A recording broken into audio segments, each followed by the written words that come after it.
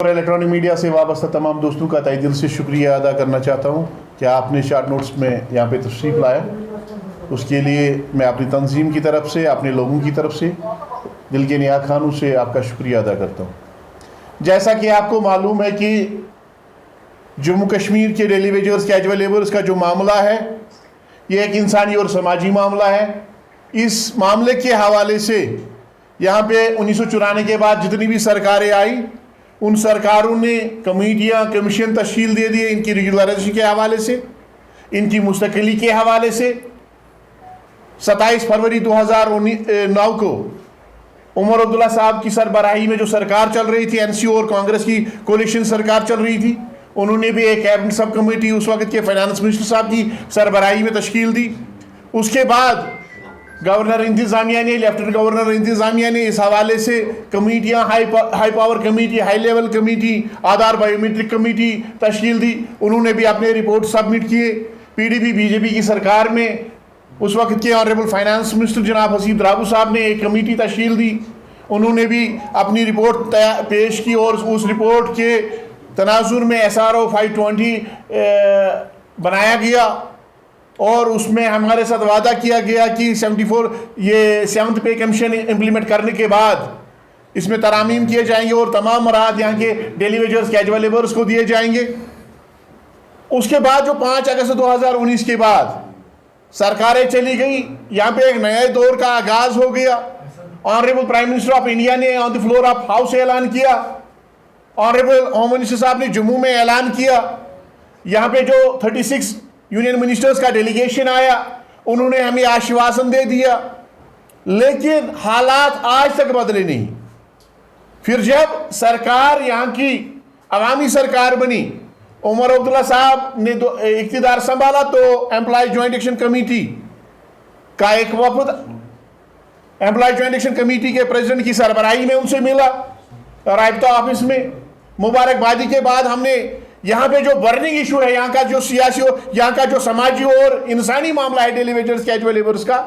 Regularisation और minimum wage act Delhi और लद्दाख के मुताबिक देने का मुतालबा हमने किया।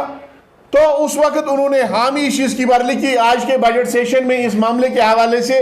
आपके साथ इंसाफ किया जाएगा, तनख्वाह में बढ़ोतरी की जाएगी। बहरहाल बजट सेशन आ गया तो बजट में हमारे हवाले से एक भी शब्द नहीं किया गया। तो यहाँ के आरसी मुलाजमीन ने जम्मू कश्मीर के तूल आर्ज में, खासकर अगर हम कश्मीर वादे कश्मीर की बात करेंगे, यहाँ पे एक बहुत बड़ा प्रदर्शन हो गया, बहुत बड़ा एहतजाज देखने को मिला और सरकार मजबूर हो गई।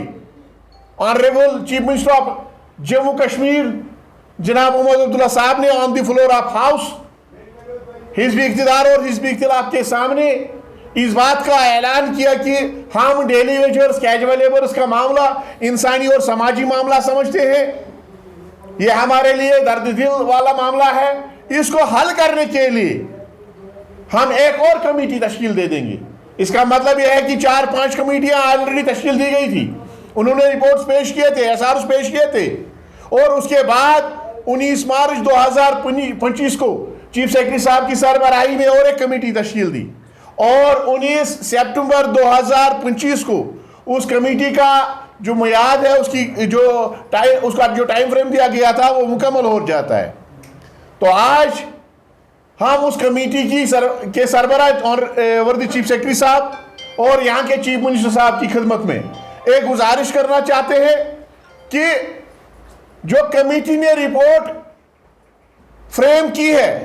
उस रिपोर्ट के हवाले से जो हमारे तहफ़्फ़ुज़ात है, जो हमारे तजावीज़ है, जो हमारी आरा है,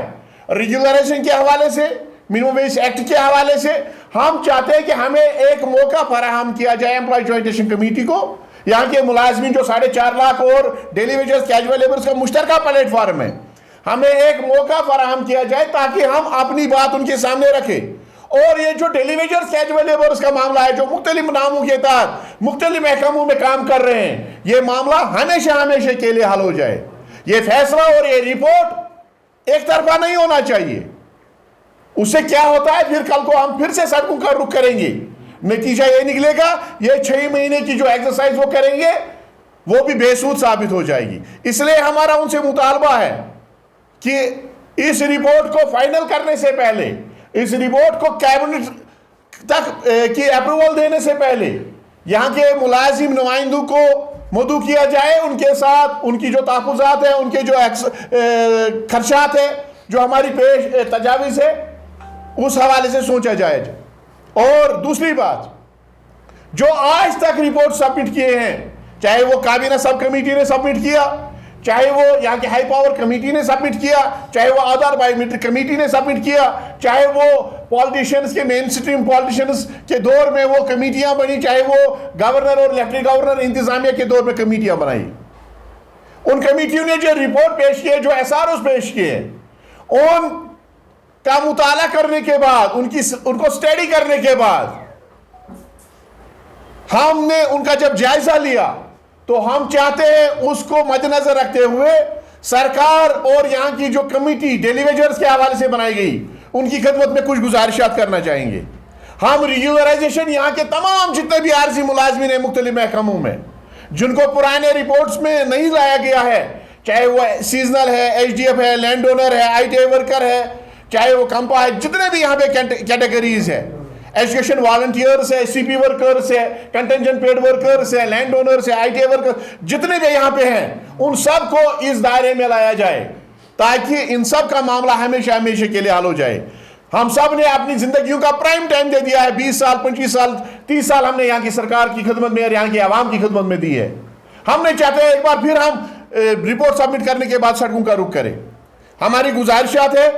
कि उन रिपोर्ट्स में एक तो सरकार ने रेट कम दे दी, जब माहाना की तनख्वाह उनको देनी थी, चाहे उस वक्त सरकार ने मिनिमम वेज रेट क्या मुकर्रर की थी, तो उस रेट को नहीं दिया गया, उसे कम रेट दी गई, उससे कम उजरत दी गई। एक तो ये, और दूसरी बात, तनख्वाह महीनों साल में 2 बार दी जाती, होली दिवाली पे या छोटी ईद और बड़ी ईद उल अज़हा पे दी जाती थी। 10 महीने काम लिया जाता था लेकिन तनख्वाह नहीं दी जाती थी। और हमने देखा जब SRO 64 के तहत या SRO 520 के तहत फाइल्स ली गई, प्रोसेस किया गया रेगुलराइजेशन के लिए, उस वक्त खाली उन मंथ्स को कंसीडर किया गया जो यहाँ के आर्जी मुलाजमीन ने जिनकी पेमेंट हुई थी। जो लोगों ने काम नहीं किया, जो लोगों ने काम किया था, उसके बाद एक तो काम लिया गया, ऊपर से तनख्वाह नहीं दी गई। और जब उसको रेगुलराइजेशन की, उस बंदे को रेगुलराइजेशन की बात आई, तो उसको खाली पेमेंट मंथ्स की को कंसीडर किया गया लेंथ ऑफ सर्विस में। तो हमारा मुतालबा होगा जब CV स्टेटमेंट और TV स्टेटमेंट, उस वक्त हमारी जो लेंथ ऑफ सर्विस वो वर्किंग कंसीडर की जाए। और दूसरी बात, जो हमारी बकाया जात तनख्वाह है, मुख्तलिफ महकमों की मुख्तलिफ महकमों में जो मुख्तलिफ कैटेगरी के तहत काम करने वाले हम आर्जी मुलाजमीन हैं, कोई एक रेट लेता है, कोई दूसरी रेट लेता है, किसी के 100 महीने बकाया है, किसी को 10 महीने बकाया है, किसी के 18 महीने बकाया है, किसी के 150 महीना बकाया है। हम चाहते हैं या तो वो बकाया जात वागुजार किया जाए, या जो वो पीरियड है जब रेगुलराइजेशन की जाए तो हमारी उस सारी सर्विस को सर्विस के साथ जोड़ा जाए, वो सारा जो पीरियड है वो सर्विस के साथ जोड़ा जाए। और दूसरी बात, जो कैबिनेट सब कमेटी ने पिछली बार रिपोर्ट सबमिट किया था, उसमें उन्होंने 2 चीजें कही थी। रिपोर्ट तो सबमिट किया था उन्होंने, हेल्पर्स पोस्ट की क्रिएशन करो, या यहां पे सुपरनमरी पोस्ट की क्रिएशन करो, उनके अगेंस्ट इनको रेगुलराइज किया जाए। लेकिन उसमें एक बात यह कही गई थी कि इनकी चेंज ऑफ डिजिग्नेशन नहीं होगी। उसमें यह कहा गया था कि इनको प्रमोशन इसके बाद नहीं दी जाएगी। यह कहां का इंसाफ है? एक बंदे से आप 20 साल 25 साल कलील अमाउंट पे, कलील तनख्वाह पे काम लोगे, वही काम जो है यहाँ के कन्फर्म्ड एम्प्लॉय 40,000 से 80,000 रुपए लेके करते हैं, या बराबर बेकार ले रहे हो, इंसानी जानों का जिया कर रहे हो। ये ह्यूमन राइट्स वायलेशन है। एक तो आप ये कर रहे हो, और दूसरी बात, फिर आप 25 साल गुजरने के बाद आप इसी को ये कहोगे कि आप प्रमोशन का हक नहीं रखते हो, अब आपकी डिजिग्नेशन चेंज नहीं हो सकती है। यह सरासर नाइंसाफी है। सरकार से हमारा मुतालबा है इस चीज को भी इस पर भी गौर किया जाए। हम चाहते हैं कि जो सुपरनुमरी पोस्ट्स के अगेंस्ट यहाँ के आर्जी मुलाजमीन को रेगुलराइज किया जाए, जैसे कि 40,000 जो हमारे आरटी मुलाजमीन हैं, उनके लिए जो गवर्नर इंतजामिया ने पिछली बार हल निकाला,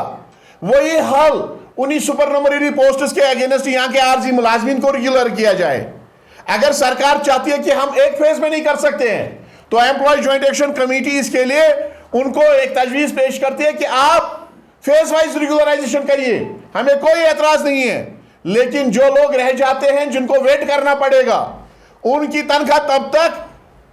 बराबर मिनिमम वेज एक्ट के तहत, चाहे लद्दाख के तर्ज पे चाहे दिल्ली के तर्ज पे, 14,000 से 29,000 रुपये दिए जाए और वो तमाम मुराद दिए जाए जो यूटी बनने के बाद यहाँ के रेगुलर कन्फर्म्ड एम्प्लॉयज ले रहे हैं। और इसके अलावा जो लोग, जिन लोगों ने अपनी सारी जिंदगी यहाँ के आवाम की खिदमत में वाकफ की है, मुख्तलिफ महकमों में, पब्लिक सेक्टर यूनिट्स में, कॉरपोरेशंस में, ऑटोनोमस बॉडीज में, गवर्नमेंट डिपार्टमेंट्स में, तो उन्होंने जो कुर्बानी दी है, दौरानी ड्यूटी वो शहीद हो गए हैं, अपने पीछे वो मासूम अयाल छोड़ के चले गए हैं। हमारा मुतालबा है उनका भी इस पॉलिसी में, इस रिपोर्ट में जिक्र होना चाहिए। हमारा मुतालबा है कि उनके अफरादी खाना में से एक फर्द को सरकारी नौकरी दी जाए। आपने देखा होगा महकमा बिजली में कई ऐसे मुलाजमीन हैं जो हैंडीकैप्ड हो गए, जिनके माँ बाप को ये उम्मीद थी कि ये बड़ा हो जाएगा, मेरे बुढ़ापे का सहारा बनेगा, लेकिन कोई टांग से कटा हुआ है, कोई किसी की बाजू कटी हुई है और अपने अहल के लिए उम्र भर के लिए उनके कदम पर वो बोझ बन गया है। इसी तरीके से बाकी महकमों में भी उम्र सारी देने के बाद इस दुनिया से चले गए, दौरानी ड्यूटी ही शहीद हो गए, उनके बच्चे तरस रहे हैं, उनके जो बेवाए हैं वो तरस रहे हैं, दफ्तर की दर की ठोकरें खा रहे हैं वो। हमारा मुतालबा है उनके हवाले से भी इस रिपोर्ट में फैसला होना चाहिए और साथ में ही हम और एक मुतालबा करना चाहेंगे। यहाँ इस यूटी या हम स्टेट कहिए या यूटी जम्मू कश्मीर कहिए, प्रधानमंत्री का एक नारा है कि एक विधान, एक निशान और एक संविधान, लेकिन जम्मू कश्मीर में कुछ मुख्तलिफ हो रहा है। यहाँ का जो पॉलिटिशियन है, अगर वो इलेक्शन जीत जाता है, रिजल्ट डिक्लेयर होता है, खुदा न खास्ता अगर उसकी रिजल्ट डिक्लेरेशन के बाद 2 मिनट के बाद उसकी डेथ हो जाती है, तो वो ओल्ड पेंशन का हक रखता है, उसकी फैमिली वो पेंशन का हक रखता है। लेकिन अफसोस इस बात का है और उन सोचों पे है जो ये समझ रहे हैं कि टेलीविजन ने 25 साल सरकार को दे दिए, जो ये सोच रहे हैं कि यहाँ के कन्फर्म्ड एम्प्लॉयज ने, चाहे वो पब्लिक सर्विस कमीशन के थ्रू आए, चाहे वो यूनियन पब्लिक सर्विस कमीशन के थ्रू आए, चाहे वो सर्विस सिलेक्शन बोर्ड के थ्रू आए, चाहे वो एज टेलीविजन है, चाहे वो पब्लिक सेक्टर में काम कर रहे हैं, कि ये 25 बरस, 26 बरस, 30 बरस अपनी सारी जिंदगी, अपनी सारी सोशल लाइफ कुर्बान करके इस डिपार्टमेंट को, इस आवाम को दे के ये ओल्ड पेंशन का हक नहीं रखता है। ऐसी सोच पे हम इतना ही कहेंगे, इन्ना लिल्लाहि व इन्ना इलैहि राजिऊन। हमारा उनसे मुतालबा होगा कि जहां सियासतदान रिजल्ट डिक्लेरेशन के बाद उसने अभी कौम के हवाले से एक काम भी नहीं किया होता है, एक कुर्बानी नहीं दी होती है, उसी तर्ज पे यहाँ के आरजी मुलाजमीन के हवाले से जो 1994 से लेके आज तक लगे हैं, उनके हक में भी ओल्ड पेंशन रेस्टोरेशन का ऐलान किया जाए। क्योंकि यहाँ की जो सरकार है, उमर अब्दुल्ला वाली सरकार, इन्होंने खुद इलेक्शन मैनिफेस्टो में इस बात का ऐलान किया था कि हम अपने दौर इख्तिदार में रेगुलराइजेशन का ऐलान करेंगे और ओल्ड पेंशन को रेस्टोर करेंगे जैसे बाकी स्टेट्स में हुआ है। हमें पूरी उम्मीद है कि उमर साहब इस बारे में ज़ाती दिलचस्पी ले लेंगे और इस मामले को, जो ये इंसानी और समाजी मामला है जो उनकी सरकार में 2014 में रह गया था, इसको हमेशा के लिए हल किया जाएगा। और चीफ सेक्रेटरी साहब अपना रिपोर्ट सबमिट करने से पहले यहाँ के मुलाजिम नुमाइंदों के साथ वो रिपोर्ट शेयर करेंगे, हमारे खदशात, हमारे तहफ़्फ़ुज़ात को दूर किया जाएगा। शुक्रिया।